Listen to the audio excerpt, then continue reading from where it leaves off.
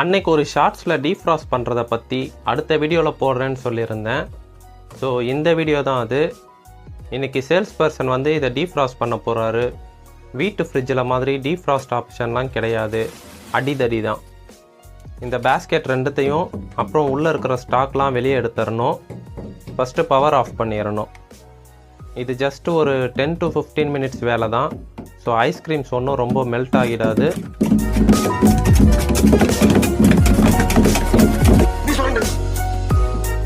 இது லாஸ்ட் வீடியோவில் பார்த்த ஐஸை விட கொஞ்சம் கம்மி தான்.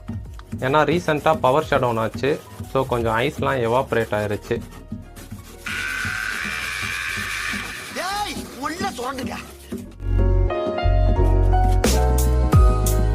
இப்போ இந்த ஐஸெல்லாம் அள்ளி வெளியே கொட்டிட்டு ஸ்டாக்கை உள்ளே அடிக்கிற வேண்டியதான். தென் பவர் ஆன் பண்ணி விட்டுருங்க.